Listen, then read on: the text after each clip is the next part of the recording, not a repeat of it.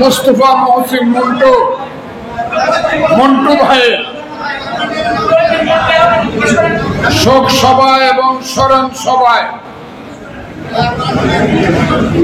যিনি সভাপতিত্ব করছেন, তার যখন যৌবন ছিল,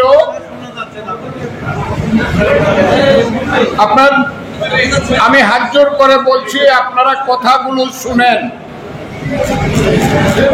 কেউ শব্দ করেন না। তার যখন যৌবন ছিল, আমার শহীদ ভাই আজকে সভাপতি, তিনি যুদ্ধে গিয়েছিলেন এবং ঢাকা শহরকে মুক্ত করার জন্য সাথীদেরকে নিয়ে যুদ্ধ করেছিলেন।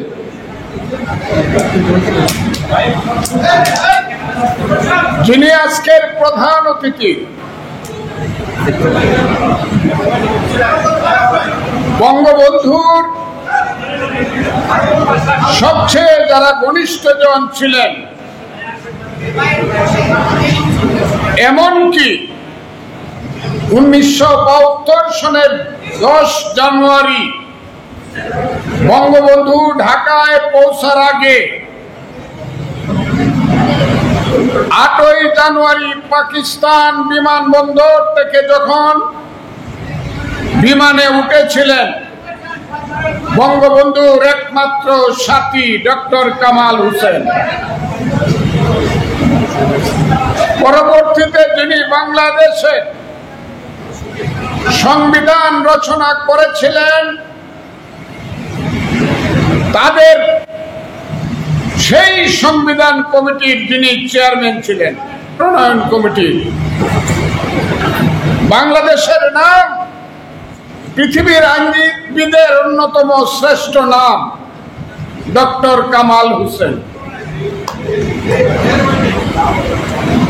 এখানে যারা বক্তব্য রাখলেন, প্রত্যেককে আমি স্যালিউট দেই। সবাই মুক্তিযোদ্ধা, 1-2 জন বাদে আরো মুক্তিযোদ্ধা এখানে বসে আছেন। মুয়াজ্জেম হোসেন খান মজলিস সাহেব, আমি মাপ চাই, আমরা তাকে কথা বলতে দিতে পারি নাই, কিন্তু আমরা তাকে মুক্তিযোদ্ধা হিসাবে স্যালিউট দিলাম।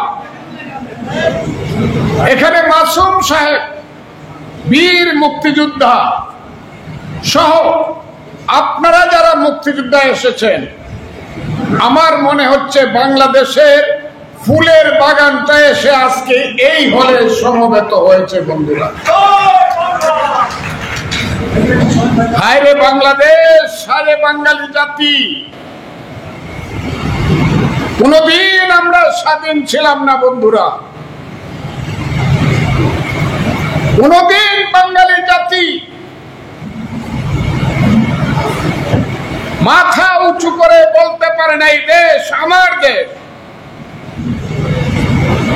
এই দেশ মুঘল পাঠানের ব্রিটিশের ছিল, এই দেশ পাকিস্তানিদের ছিল।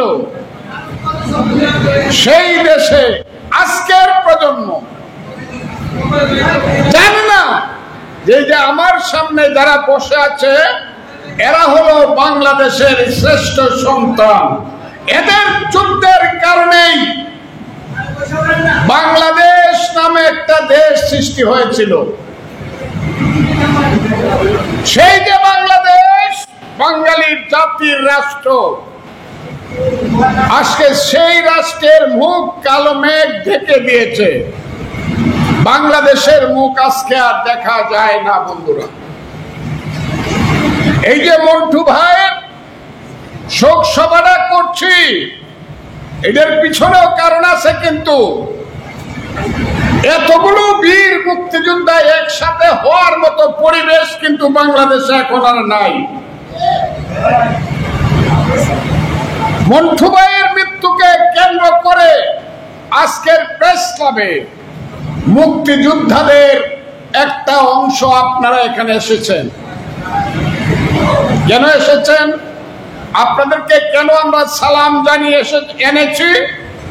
এই যে মহিউদ্দিন খুকার থেকে ধরে আরো আছে, আমি নাম বললাম না, আমার সেই শহীদ ভাই থেকে ধরে অনেক আছে, মশগুল ভাই থেকে ধরে অনেক মুক্তিযোদ্ধা আছে যারা যুদ্ধ করেছিল এই বাংলায়। তারা উদ্যোগ নিয়ে এই কাজটি করেছে বন্ধুরা। এখন পর্যন্ত মন্টু ভাইয়ের যে দল গণফুরা, তারা একটা সুখ সভার আয়োজন করতে পারে নাই বা করে নাই। তাদের নাকি 12 বা 14 তারিখে আছে। আমরা করেছি কেন? আমরা করেছি এই কারণে, আমার মা এখন মারা যাচ্ছে। আমার মা এখন খুব দুঃসময়ে আছে। আমার মায়ের নাম বাংলাদেশ, মায়ের নাম হলো মুক্তিযুদ্ধ। সেই মুক্তিযুদ্ধ বলা শুরু হয় এক সময় 5ই আগস্টের পর থেকে। 47 মুক্তিযুদ্ধ আর 24 হলো মুক্তিযুদ্ধ। আর 71-এ নাকি ভাইয়ে ভাইয়ে গন্ডগোল। এই গন্ডগোলটা নাকি পাশের একটা দেশ চক্রান্ত করে সৃষ্টি করছিল, ওইটা কোনো যুদ্ধ না। 3 দিন যখন বলছে, 4র্থ দিন এই বিবেকের তাড়নায় আমি একটা রাজনৈতিক দল করি, আপনারা বোধহয় অনেকেই জানেন।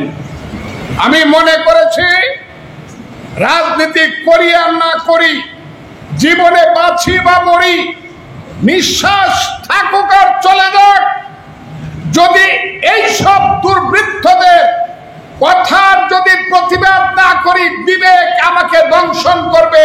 মৃত্যু হলেও কুকুরের মতো মারা যাব।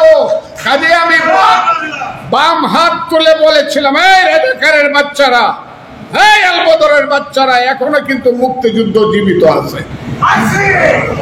আমরা কিন্তু এখনো জীবিত আছি। আর যাই করো, মুক্তিযুদ্ধকে আঘাত করার চেষ্টা করো না, তাহলে কিন্তু আরেকটা যুদ্ধ হবে। সেই যুদ্ধে যখন মুক্তিযুদ্ধকে ভুলিয়ে দিতে চাইল, বঙ্গবন্ধু শেখ মুজিবুর রহমানকে ভুলিয়ে দিতে চাইল, যখন ৭২-এর সংবিধানকে ছুঁড়ে ফেলার মতো উদ্যত দেখালো, সংগ্রাম শুরু করলাম বক্তব্য দেওয়ার মাধ্যমে। সেই এক পর্যায়ে আমি আমার নেতা মন্টু ভাইকে পাইলাম আমি একটা ইউটিউবে। সেই ইউটিউবে অনলাইনে যদি আমার আর মন্টু ভাইয়ের সেই বক্তব্যগুলো দেখে থাকেন, আমি আপনাদেরকে স্মরণ করে দিই, হয়তোবা শুনেছেন। সেই মন্টু ভাই বসা আছে, অসুস্থ, কথা বলতে পারে না। এক পর্যায়ে সঞ্চালক জিজ্ঞাসা করলো, আরে মুস্তফা মহসিন মন্টু এবং ফজলুর রহমান, আপনারা তো দুইজনেই বঙ্গবন্ধুর কর্মী। আমি সঙ্গে সঙ্গে বললাম, কার কর্মী? বললো বঙ্গবন্ধুর কর্মী। আমি বললাম, শেখ মুজিবের কর্মী। তার চেয়ে খারাপ মানুষ তো এই দুনিয়াতে নাই। শেখ মুজিব বাঙালির সবচেয়ে খারাপ, কারণ শেখ মুজিবই এই দেশে 6 দফা দিয়ে শিখিয়েছিল, তুমি কে, আমি কে, বাঙালি বাঙালি। শেখ মুজিব শিখিয়েছিল, তোমার আমার ঠিকানা পদ্মা, মেঘনা, যমুনা। শেখ মুজিবই 70-এ নির্বাচন করে মেজরিটি হয়ে বলেছিল, রক্ত সূর্য উঠেছে, বীর বাঙালি জেগেছে, বীর বাঙালি অস্ত্র ধরো, বাংলাদেশ স্বাধীন করো। টিক্কার মুখে, হিয়ার মুখে লাথি মারো, বাংলাদেশ স্বাধীন করো। সবচেয়ে খারাপ মানুষ। তা না হলে আমাদের বোনদের বিয়া হইতো পাকিস্তানিদের সাথে, কত সুন্দর সুন্দর বাগনা বাগনি হইতো। কথাটা আমি বলছিলাম, আপনাদের মনে আছে? সেই রাজাকারের বাচ্চারা বাংলাদেশ স্বীকার করতে চায় না, স্বাধীনতা বিরোধীরা বাংলাদেশ স্বীকার করতে চায় না। আরে বাংলাদেশ যদি স্বীকার করতে না চাও, তাহলে এটার নাম কি? পূর্ব পাকিস্তান। পূর্ব পাকিস্তান যদি হয়, এই দেশের সমস্ত কল কারখানা, মিল, 22 পরিবার আদমজি, ইস্পাহানি, দাউদ, বাউনি, সাইগলের ছিল। আমরা তাদের কোম্পানিতে, তাদের ফ্যাক্টরিতে, তাদের পাটের কলে আমরা লেবার হিসাবে চাকরি করতাম, বাঙালির সন্তানেরা। আমরা বাঙালির সন্তানেরা পাকিস্তান আমলে মাত্র 6% ছিলাম বাংলাদেশের বাঙালির সন্তানেরা সেনাবাহিনীতে, পাকিস্তানিরা ছিল 94%। সমস্ত এই দেশের সম্পদ তাদের ছিল। বাঙালির ছেলে ডেপুটি সেক্রেটারির উপরে হতে পারে নাই, বাঙালির ছেলে কোনোদিন জেনারেল হয় নাই। উসমানের মতো একজন প্রথিত দেশা সামরিক অফিসার কর্নেল হয়ে পাকিস্তানে রিটায়ার করতে হয়েছিল। আমি আজকে আপনাদেরকে বলি এবং সেই সব নিমক হারাম বেঈমান স্বাধীনতা বিরোধী চক্রকে জিজ্ঞাসা করতে চাই, বাংলাদেশ যদি না হতো তাহলে বাঙালির ছেলে কি জেনারেল হতো কিনা, বাঙালির ছেলে লেফটেন্যান্ট জেনারেল হতো কিনা, বাঙালির ছেলে মেজর জেনারেল হতো কিনা, বাঙালির ছেলে ব্রিগেডিয়ার হতো কিনা, বাঙালির ছেলে সচিব হতো কিনা, বাঙালির ছেলে অতিরিক্ত সচিব হতো কিনা, বাঙালির ছেলে চিফ জাস্টিস হতো কিনা, সুপ্রিম কোর্ট হতো কিনা। কারণ বাংলাদেশ না হলে এখানে হাইকোর্ট থাকতো, সুপ্রিম কোর্ট থাকতো পাকিস্তানের ইসলামাবাদে। কাজে এই সব নিমক হারাম বেঈমানেরা যারা বাংলাদেশ মুক্তিযুদ্ধের বাংলাদেশে সমস্ত কিছু ভোগ করে মুক্তিযুদ্ধকে যারা অস্বীকার করে, তাদের বিরুদ্ধে খুব পরিষ্কার ভাবে আজকে কথা বলা দরকার। বলবেন কিনা আমি জানি না, আমি জানি না আপনারা বলবেন কিনা।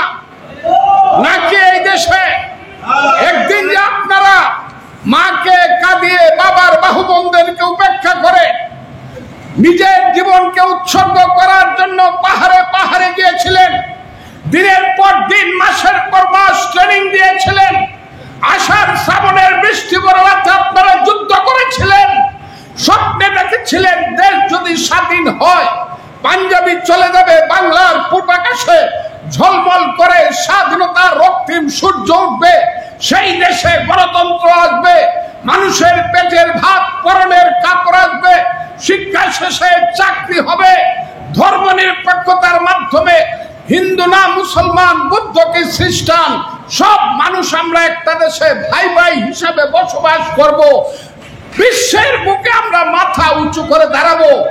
আর মুক্তিযুদ্ধকে আমরা বলবো আমরা বাঙালি, আমরা মানুষ হয়েছি পৃথিবীতে, আমরা হলাম বাংলার অন্যতম শ্রেষ্ঠ মানুষ। সেটা আপনারা চান কিনা বলেন।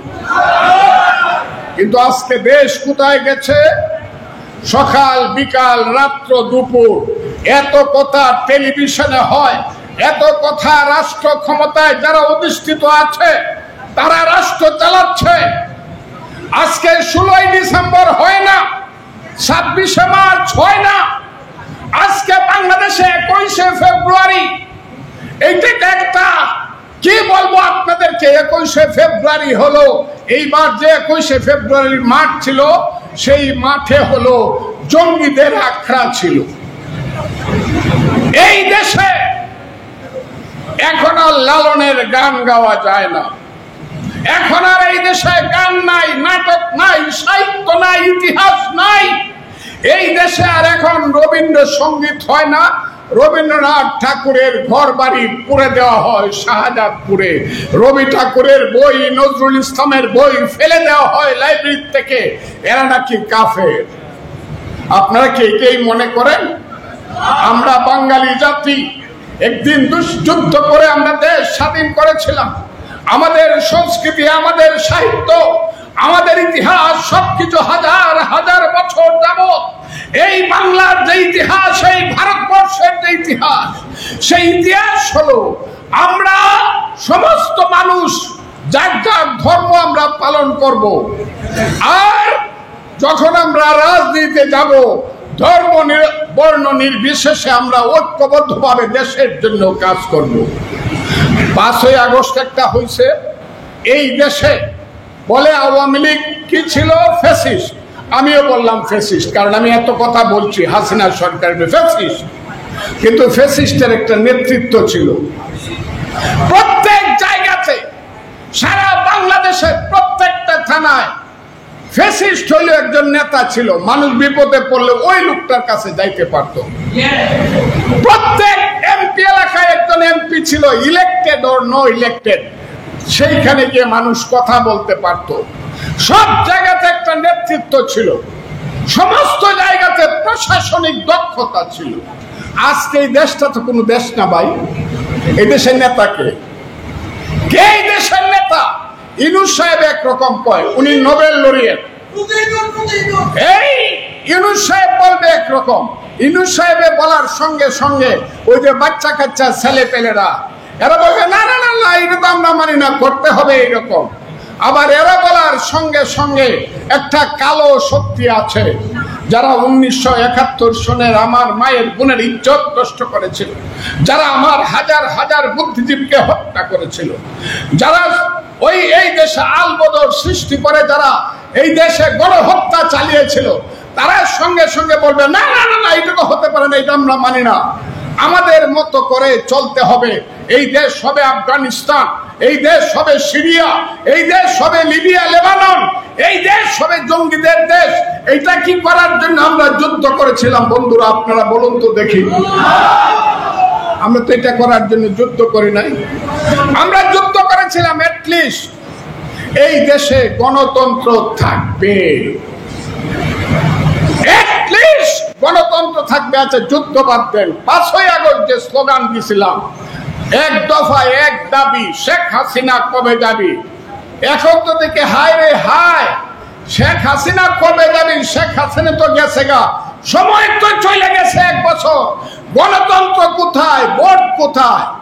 যাকে মনে করতাম বাংলার শ্রেষ্ঠ সন্তান, হায় হায়, সেই ইউনূস সাহেবকে এখন কি দেখি? কি দেখি? জনাব ইউনূস সাহেবকে দেখি, উনি ক্ষমতাকে দীর্ঘায়িত করার জন্য, প্রলম্বিত করার জন্য, ক্ষমতার মসনদকে আঁকড়ে থাকার জন্য উনি বারে বারে এই ফোর্স, ওই শক্তি জাতীয় আন্তর্জাতিক শক্তির মাধ্যমে চক্রান্ত করে আমার দেশের সমুদ্র বন্দর অন্যকে দিয়ে দিতে চায়, আমার দেশের সেন্ট মার্টিন দ্বীপ বিদেশিদেরকে ওই স্টিমার লাগাইয়া দিতে চায়, আমার দেশের গাজা উপত্যকা বানানোর জন্য আরাকানকে করিডোর দিতে চায়। এটাকে আপনারা দিতে চান বন্ধুরা? সারা জীবন যুদ্ধ হবে।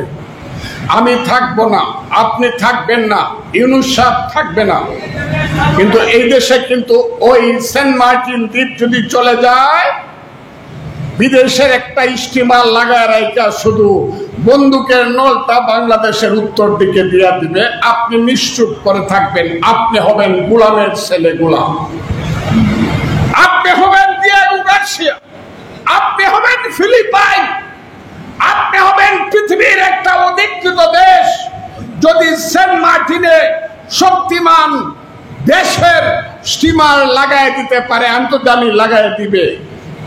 সেন্ট মার্টিনের সমস্ত অধিবাসীকে এখান থেকে তাড়াইয়া দেওয়া হচ্ছে। আমি বলতে চাই, ইউনূস সাহেব বলেছে আমরা সমুদ্র বন্দর দিয়ে দিব, যদি কেউ তার প্রতিবাদ করে তাদেরকে প্রতিহত করতে হবে। আমি বলছি ইউনূস সাহেব, আপনাকে আমি সম্মান করি, বেশি কথা কইেন না, অতবাদ দুধ দিয়া মাখায়েন না। আপনি সমুদ্র বন্দর দিবেন, আমি প্রতিবাদ করলাম এবং করব, দেখি আপনি আমাকে প্রতিহত করেন। চট্টগ্রামের সমুদ্র বন্দর দিয়ে দিলে বাংলাদেশের কিচ্ছু থাকে না বন্ধুরা। এই যে দেশ, এই দেশে এখন সবাই অনিরাপদ, কারো মানিজ্যতের কোনো গ্যারান্টি নাই। আপনি রাস্তা দিয়ে যাবেন, 10টা ছেলে আপনাকে দৌড়িয়া পিটায় দিয়া রাস্তায় ফেলায় যাবে, আপনি হলেন ফ্যাসিস্টের সাথী। 15টা মানুষ যাবে গুলশানে, একটা বাড়ির দরজা ভাঙ্গিয়া ঢুকিয়া মেয়েদের গলার হার ছিনতাই করবে, সোনার গয়না নিয়ে যাবে, 2 লাখ টাকা নিয়ে যাবে। কেন? Oil fascist. এই যে মব রাজনীতি চলছে, মব কালচার চলছে, এটা কে করছে বন্ধুরা? আমি কিন্তু মুক্তিযোদ্ধা হিসাবে কথা বলছি, কোন দলের লোক হিসাবে না। এই দেশ আমি চাই না বন্ধুরা, আপনারা কি চান? এই ধরনের দেশ আপনারা চান? যে দেশে বঙ্গবন্ধুর মতো একজন মহান নেতা, হায় রে হায় বাংলাদেশ, হায় রে হায় বাঙালি জাতি। একটা লোক জীবনের যৌবন কারাগারে কাটিয়ে ফাঁসির মঞ্চে গিয়ে বাঙালিকে শিখিয়েছে তুমি কে আমি কে, বাঙালি বাঙালি। যে লোকটা একটা আঙ্গুল তুলা দিলে পরে 7.5 কোটি মানুষ এক কাতারে এসে দাঁড়াতো, যে লোকটার আঙ্গুলে হেলনে দেশে মুক্তিযুদ্ধ হয়েছে, সেই লোকটার বাড়ি আগুন দিয়ে পুড়ে দিলেন। সেই বঙ্গবন্ধুর বাড়ি বুলডোজার চালিয়ে দিলেন। কেউ প্রতিবাদ করলো না, সরকার কিছু করলো না, মিলিটারিরা চৌকিদারের ভূমিকায় অবতীর্ণ হইল। 7 জন বীর শ্রেষ্ঠ, সবাই সামরিক বাহিনীর লোক, তাদের স্ট্যাচু গুলা উপর টাকায় নামায়া পা দিয়া পাড়ায়া পাড়ায়া বাংলো, থুতু দিল, কেউ কিছু বললেন না। বীর শ্রেষ্ঠ কারা বন্ধুরা, বীর উত্তম কারা, বীর বিক্রম কারা, বীর প্রতীক কারা বন্ধুরা, মুক্তিযোদ্ধা কারা? আমরা।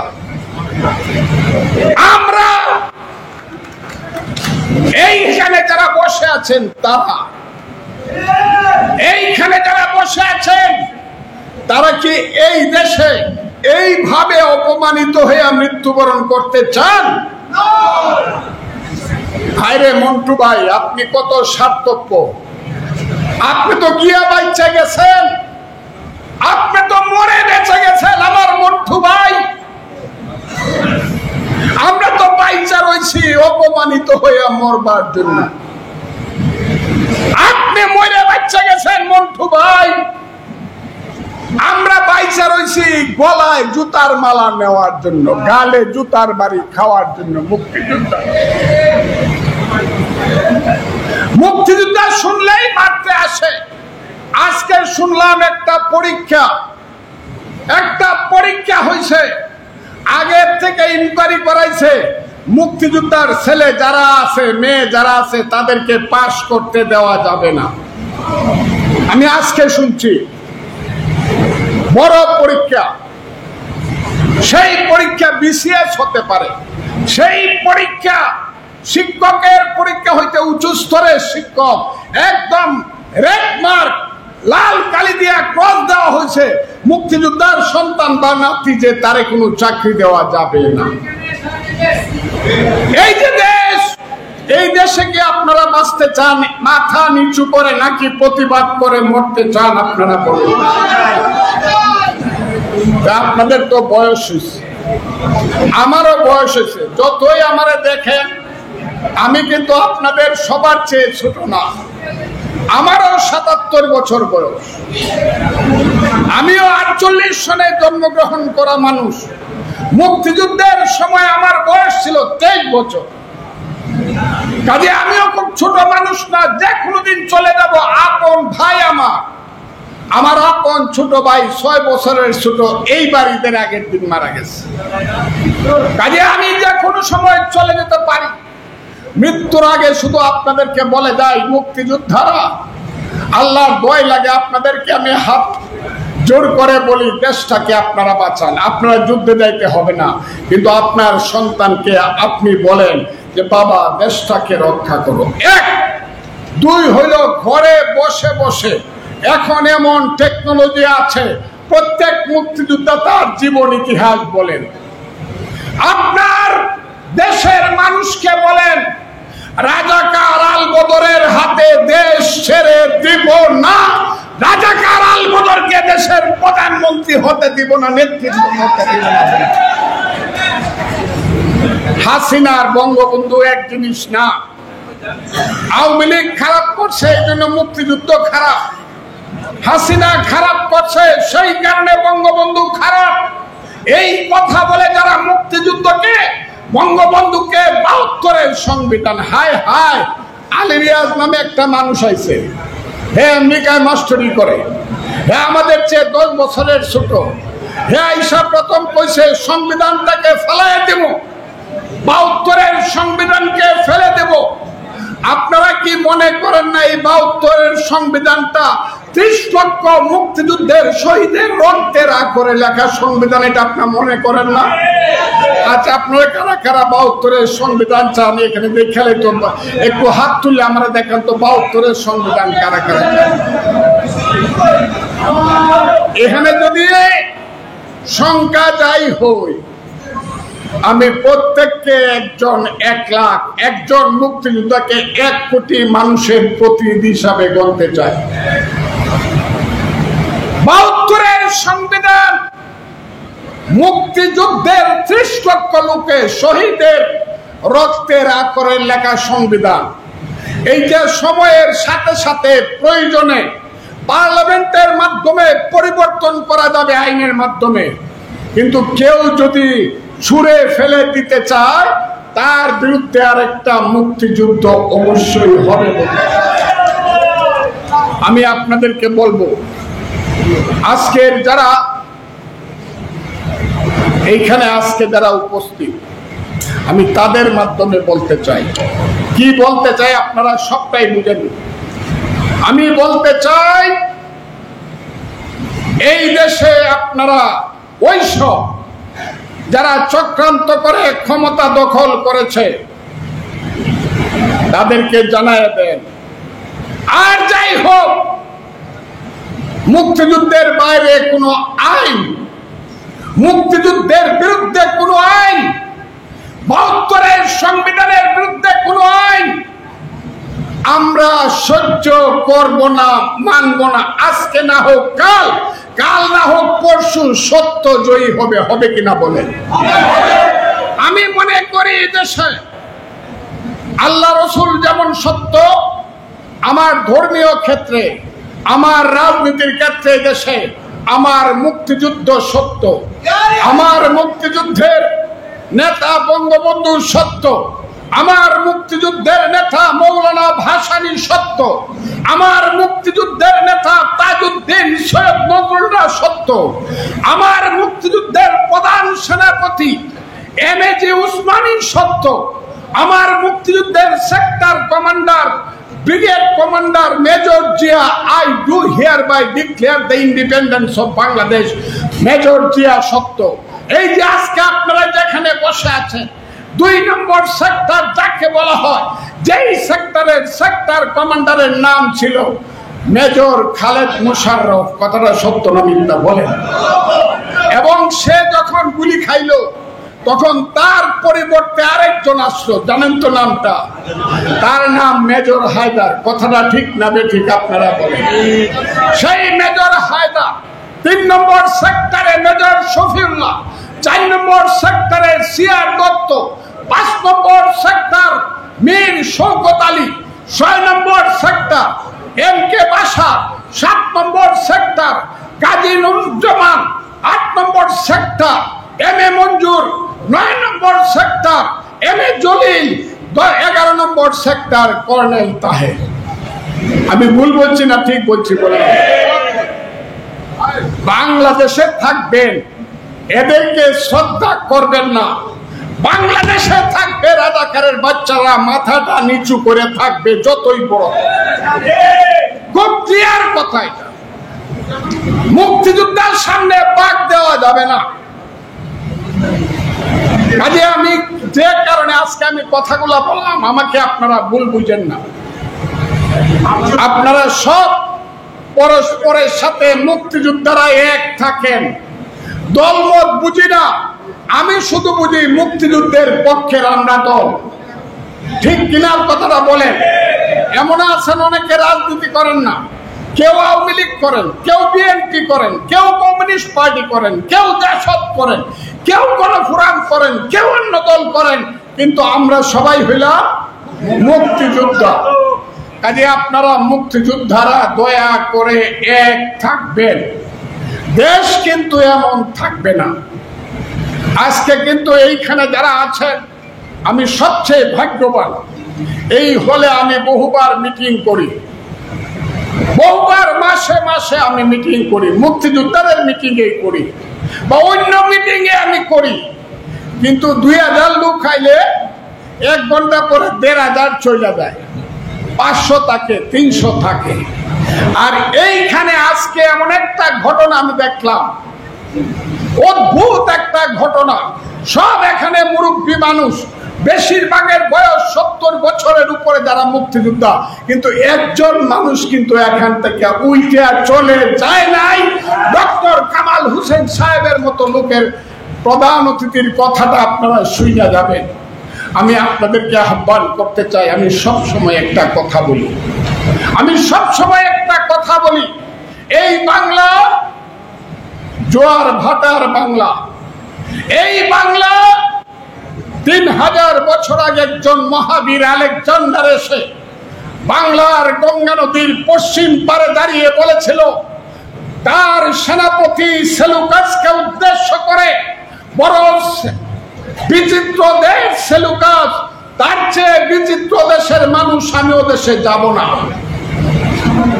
এই বাংলায় 1612 খ্রিস্টাব্দে সম্রাট জাহাঙ্গীর এসেছিলেন, যার নামে ঢাকার রাজধানীর নাম হয়েছিল জাহাঙ্গীরনগর। সেই জাহাঙ্গীরকে তার সেনাপতি ইসলামকে দাওয়াত করে আনলেন। সকাল বেলায় জাহাঙ্গীর গিয়ে বুড়িগঙ্গার পাড়ে বসলেন। সমুদ্র তখন আরো কাছে ছিল। জাহাঙ্গীর দেখলেন নদীর পানি উত্তর দিকে যাচ্ছে। বিকাল বেলা আবার জাহাঙ্গীর গিয়ে, সম্রাট জাহাঙ্গীর নদীর পাড়ে বসলেন, দেখলেন নদীর পানি দক্ষিণ দিকে যাচ্ছে।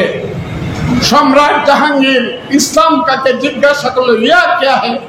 সকালবেলা দেখলাম নদীর পানি উত্তর দিকে যায়, বিকাল বেলা দেখলাম দক্ষিণ দিকে যায়। ইসলামকা বলেছিল, হুজুর ইসি কা নাম বঙ্গাল বলল। সম্রাট জাহাঙ্গীর মনে করলো, যে দেশের পানি সকাল বিকাল গতি পরিবর্তন করে, সেই দেশে বেশি দিন থাকা ঠিক না। ইসলামকা তুমি বদলানি করো, আমার দিল্লি চলে যেতে হবে। আমি সব সময় বলি, এই বাংলায় শুধু বেলি চামিলি আর জুঁই ফুল ফুটে না, এদেশের রক্ত গোলাপ, রক্ত ফুটে। এদেশের জঙ্গলে শুধু কোকিল ডাকে না, এদেশের জঙ্গলে রয়্যাল বেঙ্গল টাইগারও ডাকে। এদেশে শুধু বসন্তকাল আসে না, যুদ্ধের শেষে বৈশাখের প্রারম্ভে ধুলির ধ্বজা উড়ে গ্রীষ্মকালও আসে। এদেশে শুধু গ্রীষ্মকাল আসে না, উত্তাল নাগিনীর মতো ফোনা তুলতে তুলতে এদেশে মহাপ্রলয়ঙ্কারী বর্ষাকালও আসে। বন্ধুরা, এই বাংলায় শুধু সিরাজ, মীর মদন, মোহনলাল, ক্ষুদিরাম, সূর্য সেন, শেরে বাংলা কে ফজলুল হক, মৌলানা আব্দুল হামিদ খান, ভাসানী, বঙ্গবন্ধু শেখ মুজিব, জিয়াউর রহমান, উসমানীরা, সৈয়দ নূরুল, তাজউদ্দিনরাই শুধু জন্মগ্রহণ করে না, যুগে যুগে জন্মগ্রহণ করে মির্জাফর, জগৎ শেখ, টিআর লতিফ, রায়দুল্লাহ, রাজবল্লভদের মতো বিশ্বাসঘাতক। কাজেই খুব সাবধান বন্ধুরা। এখন যে রাজত্ব চলছে, এটা উল্টা রাজত্ব চলছে। ইনশাআল্লাহ সিরাজের রাজত্ব আসবে, ইনশাআল্লাহ মুক্তিযুদ্ধের দেশ হবে, সত্য অবশ্যই জয়লাভ করবে। তা না হলে বুঝে যাবে আল্লাহ নাই, সত্য জয়লাভ করবে। আল্লাহ প্রতি মুহূর্তে প্রতি সময় বলে, আল্লাহ বলে আমি সত্যের পক্ষে, আমি ন্যায়ের পক্ষে, কারণ আমি হইলাম মহা সত্যবান এবং সত্যবানদের গার্জেন। আল্লাহ সবসময় বলে, ওয়াতাইজু মান্তা সাউ ওয়াতা জিল্লু মান্তা সাউ বিয়াদিকাল খায়ের ইন্নাকা আলা কুল্লি শাইইন কাদির। আমার বক্তব্যের শেষ লগ্নে শুধু আমি বলতে চাই, আমার যে বড় ভাই মুস্তফা মহসিন মন্টু স্মৃতি আজ আমি তর্পণ করতে চেয়েছিলাম। শুধু আমি বলি, 67 সন থেকে মন্টু ভাইকে আমি চিনি, 68 সনে চিনি, 69 সন থেকে মন্টু ভাইকে আমি দেখেছি। ওই ঢাকা শহরে একটা রায়ট হয়েছিল, সেই রায়টে খসরু মন্টু সেলিমের নামে একটা মামলা হয় একজন পাকিস্তানি মেজরকে হত্যা করার অপরাধে, যার জন্য তাদের যাবজ্জীবন সাজা হয়। এবং তাদেরকে ধরবার জন্য এহিয়া খানের মিলিটারি বাহিনী সারা রাত ইকবাল হল রেড করে। সেই কামরুল ইসলাম খান খসরু একটা দেওয়ার মধ্যে পড়েছিল, পানির ট্যাঙ্কির মধ্যে পড়েছিল। মন্টু ভাই ধরা পড়ল এবং মন্টু ভাই ধরা পড়ার পরে আমরা শুনলাম তাকে পাকিস্তানে নিয়ে গিয়ে ফাঁসি দিবে। কিন্তু তার ভাগ্য ভালো, তখন আন্দোলনটা এমন এক পর্যায়ে পৌঁছলো, মন্টু ভাইরে পাকিস্তানি আর নিতে পারলো না, ওই ঢাকার কেন্দ্রীয় কারাগারে দিল। এবং সেই মন্টু ভাই, আমরা যখন তোমার আমার ঠিকানা পদ্মা মেঘনা যমুনা, আমরা যখন এই খালের 1 মার্চের বক্তৃতার পরে 1971 সনে এই ঢাকার রাজপথ দিয়ে আমি ফজলুর রহমান বলছি, স্লোগানে যখন জর্জরিত করলাম, বীর বাঙালি অস্ত্র ধরো, বাংলাদেশ স্বাধীন করো, ভিক্ষার মুখে লাথি মারো, বাংলাদেশ স্বাধীন করো, বুট্টুর মুখে লাথি মারো, বাংলাদেশ স্বাধীন করো, সমস্ত দেশ যখন বঙ্গবন্ধুর নেতৃত্বে 25শে মার্চ পর্যন্ত সব দেশ স্বাধীন হয়ে গেল, মন্টু ভাইদেরকে জেলখানা ভেঙ্গে আমরা বের করলাম।